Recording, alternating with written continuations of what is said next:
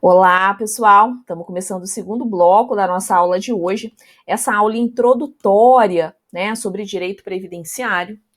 E quando a gente pensa aqui nessa parte inicial, é muito importante que vocês conheçam, que vocês saibam onde buscar a fundamentação legal para poder fundamentar as petições de vocês, né, e até para o estudo, inclusive, de vocês no que tange o direito previdenciário. Coloquei aqui para vocês nessa pirâmide as principais fundamentações do direito previdenciário. Mas, gente, o direito previdenciário é uma novela, né? A gente toda hora tem alteração, toda hora tem alguma nova lei, alguma nova portaria, algum novo decreto trazendo alguma alteração substancial dentro do direito previdenciário. Aqui está a principal, né? As principais, na verdade. Conforme vocês forem estudando os benefícios, os professores vão pontuando para vocês quais outras legislações vocês precisam ter ali conhecimento, quais outras portarias, memorandos circulares, ofícios, vocês precisam conhecer para ir atuando, né, dentro de cada benefício. Quando a gente pensa nessa legislação mais geral do direito previdenciário, obviamente, temos inicialmente a Constituição Federal, e também a Emenda Constitucional 103 de 2019. A Emenda Constitucional 103 de 2019 é a reforma da Previdência, né? Foi quem trouxe a reforma da Previdência. Data do dia 13 de novembro de 2019, ok? Relativamente recente para o mundo jurídico. Temos também a Lei 8.213 de 91. A Lei 8.213 de 91, pessoal, é a lei de benefícios. Então, toda vez que vocês ouvirem o termo lei de benefícios, estamos nos referindo à Lei 8.213 de 91. Essa lei, ela ainda não foi atualizada pela Emenda Constitucional 103. Então, vocês podem, né, na leitura da legislação da Lei de Benefícios, vocês podem observar alguns confrontos com a Emenda Constitucional. Então, inicialmente, né, nós aplicaremos o que está na emenda constitucional quando a gente tiver ali esse confronto, pensando aqui de uma forma bem genérica, ok? Mas é importante que vocês saibam que a Lei 8.213 de 91, Lei de Benefícios, não está atualizada pela emenda constitucional 103, ok? Temos ainda a Lei 8.212 de 91, que é a Lei de Custeio da Previdência Social. Toda vez que vocês ouvirem esse termo lei de custeio, estamos falando da 8.212 de 91. Temos ainda a Lei 3.048 de 99, o decreto, 3.048 de 99. Esse decreto 3.048 de 99, ele é o regulamento da Previdência Social, ok? Adicionem aí no material de vocês o decreto 10.410 de 2020. Fugiu ali da tela. Mas é o decreto 10.410 de 2020. Esse decreto, o 10.410 de 2020, ele promoveu significativas alterações no decreto 3.048 de 99, ok? Então, ele promoveu significativas alterações no decreto 3.048. Essas alterações trazidas, né, pelo 10.410 foi uma tentativa de regulamentar a emenda constitucional 103.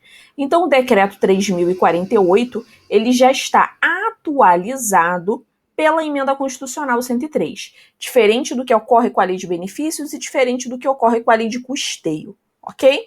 Então, o decreto já está atualizado e o decreto que promoveu essa atualização foi o 10.410 de 2020.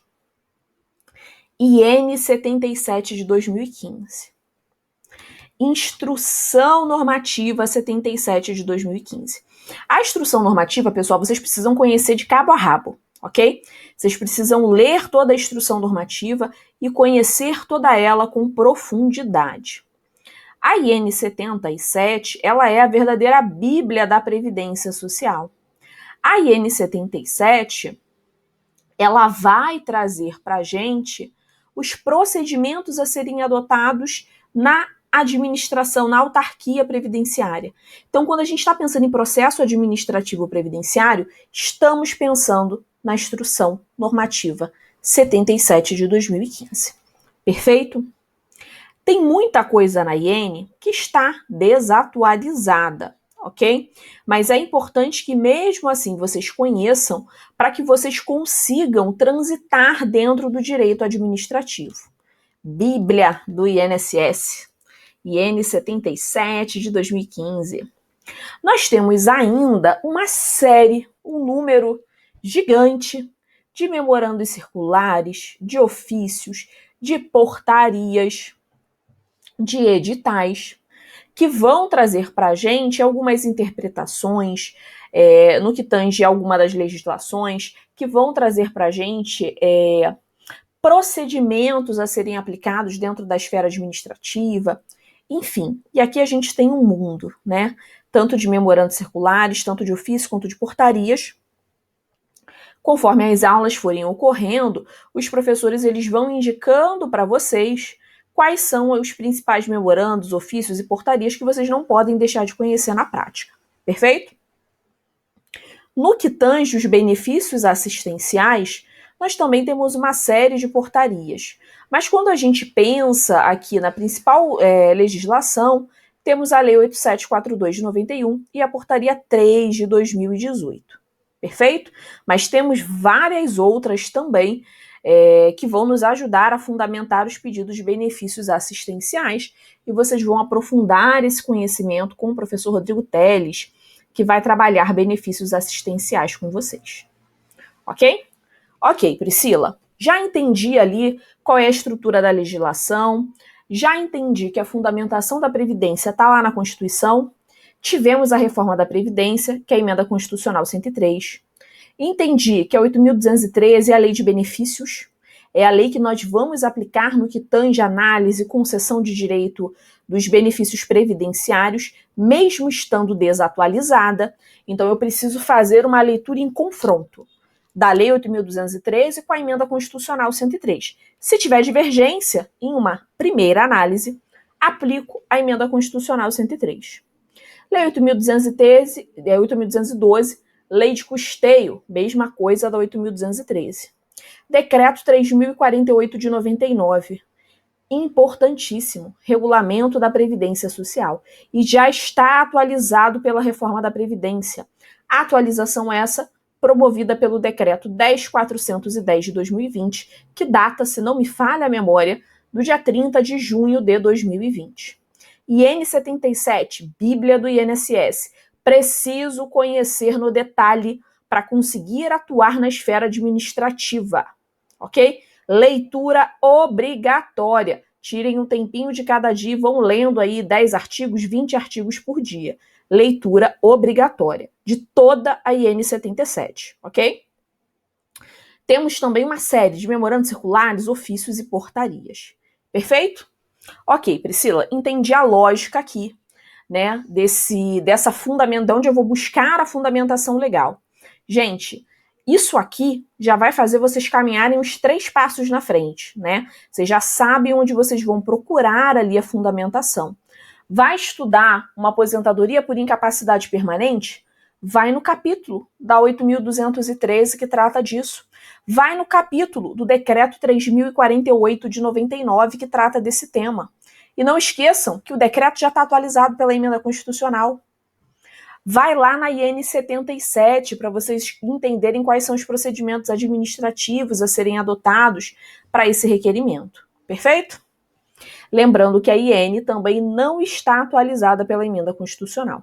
Dessa legislação que está aqui para vocês, numerada, né, com os números, a única já atualizada é o Regulamento da Previdência Social, Decreto 3.048 de 99. Ok, Priscila. E quais são os benefícios possíveis de serem concedidos dentro do direito previdenciário? Nós temos 3 grupos de benefícios, pessoal. Temos as aposentadorias programáveis, temos os benefícios de proteção à família e à maternidade, e temos também os benefícios de incapacidade laboral. Teremos 3 grupos de benefícios, ok? Vamos entender quais são os benefícios em espécie que compõem cada um desses grupos. Quando a gente olha para as aposentadorias programáveis, nós temos a aposentadoria por idade, a aposentadoria do professor, a aposentadoria especial, a aposentadoria da pessoa com deficiência e a aposentadoria por tempo de contribuição. Então, dentro das aposentadorias programáveis, nós temos 5 grupos de benefícios. Aposentadoria por idade, aposentadoria do professor, aposentadoria especial, aposentadoria da pessoa com deficiência e aposentadoria por tempo de contribuição. Alguns autores vão incluir a aposentadoria do professor dentro do estudo da aposentadoria por tempo de contribuição, ok? E aí vão delimitar como sendo 4 aposentadorias programáveis e não 3, e não 5. Mas aí vocês vão estudar esse ponto em aula específica. A Emenda Constitucional 103 de 2019, ou seja, a reforma da Previdência, ela acaba com a aposentadoria por tempo de contribuição nos moldes que a gente conhecia antes. Perfeito? Então, a Emenda Constitucional 103, ela não permite mais a concessão de uma aposentadoria pura por tempo de contribuição. Porém, para quem já estava no sistema, para quem já fazia suas contribuições previdenciárias, surgiram 4 regras de transição na aposentadoria por tempo. Então, a gente pode sim dizer que ela acabou na forma que existia com a Emenda Constitucional 103. Mas a gente não pode dizer que ela não existe mais, porque nós temos aí 4 regras de transição que vão contemplar esse direito, né, à aposentadoria por tempo. Temos ainda um segundo grupo de benefícios, que são os benefícios de proteção à família e de proteção à maternidade. Dentro desse grupo de benefícios de proteção à família e à maternidade, nós temos a pensão por morte, temos o auxílio reclusão, temos o salário maternidade, temos também o salário família, ok? Temos aqui mais 4 tipos de benefícios. No que tange os benefícios por incapacidade laboral, nós temos 3 espécies de benefícios. Nós temos o auxílio por incapacidade temporária, o antigo auxílio-doença, né? Nós tivemos uma mudança nessa nomenclatura com a Emenda Constitucional 103. Atualmente, o auxílio-doença se chama auxílio por incapacidade temporária. Temos um segundo benefício, aposentadoria por incapacidade permanente, antiga aposentadoria por invalidez.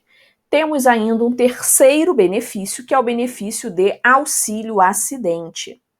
Ok, Priscila, já entendi, então, quais são esses benefícios previdenciários e todos eles vocês estudarão ao longo das aulas da pós-graduação de vocês. Alguns de vocês devem estar se perguntando o seguinte, ok, já sei quem são os benefícios, já vi ali mais ou menos como é que funciona a estrutura da Previdência Social. Quando eu quero um desses benefícios, aonde que eu solicito? Eu preciso solicitar junto ao INSS? Eu posso ir direto para a Justiça buscando a concessão desse benefício? Como é que isso vai funcionar na prática, né? Como é que na prática a gente vai efetuar esses requerimentos? Observem o seguinte. Quando a gente está pensando em processo previdenciário visando a concessão de benefício, é importante que a gente entenda que o processo previdenciário se divide em 2. Nós temos o processo previdenciário judicial e temos também o processo previdenciário administrativo. Processo judicial e processo administrativo. Em regra, para que a gente ingresse com um pedido de concessão na esfera judicial, nós precisamos antes ter passado pela esfera administrativa. Então, a regra é que eu primeiro requeira esse benefício junto à autarquia previdenciária e, uma vez tendo a negativa dessa concessão, aí sim eu posso vir a discutir essa concessão dentro da esfera judicial, ok? Deixa eu colocar aqui no slide do processo. Tá aqui. Então, o processo previdenciário, ele é dividido, então, nessas duas pernas. Processo judicial e processo administrativo. E como se inicia, então, o processo previdenciário? Onde se inicia? Eu, particularmente, entendo que o processo previdenciário, ele se inicia desde o momento do atendimento do cliente. O cliente sentou na nossa mesa para que a gente atenda, né, e analise aquele direito de concessão. Sob o meu ponto de vista, já começa ali o processo previdenciário. Porém, formalmente, esse processo previdenciário, em regra geral, terá início no processo administrativo com o requerimento. Então, quando a gente faz o requerimento, quando a gente pede a concessão desse benefício junto à autarquia previdenciária, estamos formalmente dando início ao processo previdenciário. Processo esse inicialmente administrativo. Esse pedido de concessão de benefício que nós vamos fazer junto à autarquia previdenciária pode ser feito por alguns canais. Vocês vão estudar isso com a professora Lívia, salvo engano, no final desse semestre. Vocês podem fazer esse requerimento de benefício através do telefone 135. Vocês podem fazer esse requerimento de benefício através da plataforma do Meu INSS, no site meu.inss.gov.br. Vocês podem ainda fazer o requerimento desse benefício através do SAG, também conhecido como INSS Digital, a depender da região. Essa plataforma SAG ou INSS Digital, é uma plataforma em que cada seccional da OAB pode fazer um convênio com o INSS para permitir que os advogados daquela seccional tenham acesso a essa plataforma. Então, dentro do INSS Digital, nós conseguimos entrar com uma senha criada junto à OAB, e a gente entra nessa plataforma e a gente consegue fazer requerimento ali dos benefícios previdenciários que fazem parte do acordo. Não dá para a gente fazer tudo pelo INSS Digital, mas apenas os procedimentos que a nossa seccional acordou com a autarquia previdenciária. Então, a depender da seccional, nós temos pedidos, inclusive, diferentes, né? Possibilidades diferentes de pedidos de benefício. Perfeito?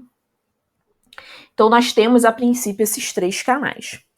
Alguns de vocês devem estar pensando o seguinte: falta um canal, Priscila. Nós podemos fazer essa concessão também pela APS. APS, Agência da Previdência Social. Hoje em dia, pessoal, as agências da Previdência Social, elas não têm mais recebido requerimento. Eles direcionam o segurado para o Meu INSS para fazer esse pedido. Porém, se a gente estiver sendo atendido no guichê do advogado, aí sim, no guichê do advogado, é possível que a gente faça ainda requerimento. Então, nós podemos colocar aí como 4º canal de atendimento para que a gente faça o nosso requerimento, a Agência da Previdência Social fazendo uso do guichê, ok? Essa é a regra geral. Alguns procedimentos ainda são protocolados pela APS, sem ser pelo guichê, até são, mas são pouquíssimos procedimentos, ok? Em regra, o que a gente vai usar no nosso dia a dia é o Meu INSS ou o INSS Digital. Telefone 135 eu não recomendo, né? A gente fica uma vida lá para poder ser atendido, e no telefone 135 eles, em regra, vão pedir para falar direto com o segurado, né? Então, é uma grande dificuldade que nós temos. Com relação à plataforma do Meu INSS, é interessante para quem está começando agora no direito previdenciário fazer o seu cadastro nessa plataforma. Vai lá, entra com o seu CPF, cria uma senha para que você consiga acessar os seus dados junto à Previdência Social. Você vai conseguir tirar o seu CNIS, você vai conseguir fazer ali uma simulação, mesmo que com muitos erros, do seu tempo de contribuição, da sua projeção, né, de aposentadoria. Então é muito interessante que vocês conheçam essa plataforma até para vocês orientarem o cliente de vocês na prática, ok? Então aqui se inicia o requerimento administrativo, com essa solicitação de concessão junto à autarquia. Depois que a gente faz esse requerimento, esse requerimento, ele vai passar por uma análise do INSS. Um servidor, esses processos eles entram, diz a autarquia, em uma fila nacional. E dentro dessa fila nacional, os servidores vão puxando as tarefas, vão puxando os processos para serem analisados. Perfeito? E aí esses processos são analisados, então, pelo servidor. E nesse momento em que o servidor estará fazendo essa análise, ele pode identificar que, por exemplo, faltou a apresentação de algum documento. Tem um determinado vínculo aqui que está sem data de saída e o segurado não mandou a carteira de trabalho.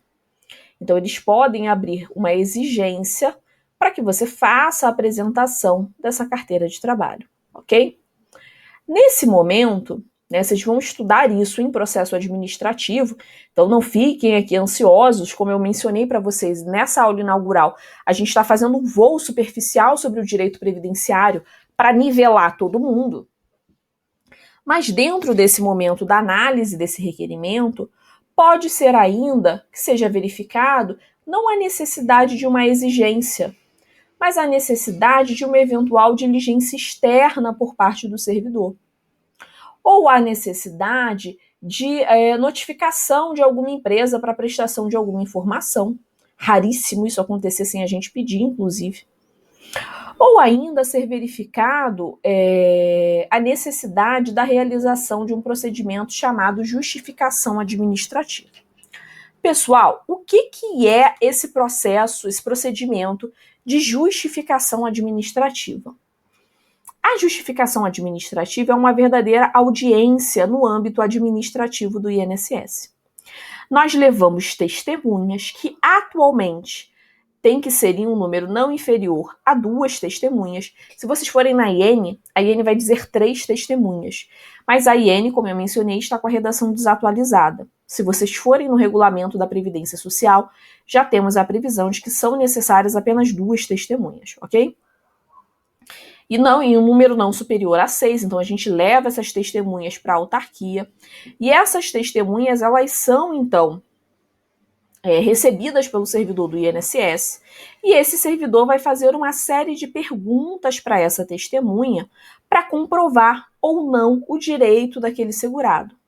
Por exemplo, quer provar uma união estável, quer provar a existência de um tempo rural, né, que é onde a gente mais vê a realização de justificação administrativa. Por isso que aqui, por exemplo, em São Paulo a gente usa muito pouco, no Rio de Janeiro a gente usa muito pouco, né, porque em regiões mais do interior a gente costuma ter mais esse procedimento de justificação administrativa, porque na grande parte dos casos ela é utilizada para comprovar atividade rural.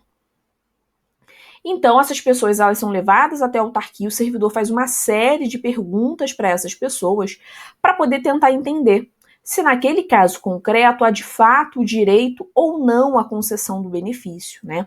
Esse procedimento é para comprovar as alegações daquele requerente que busca concessão de determinado benefício previdenciário, ok?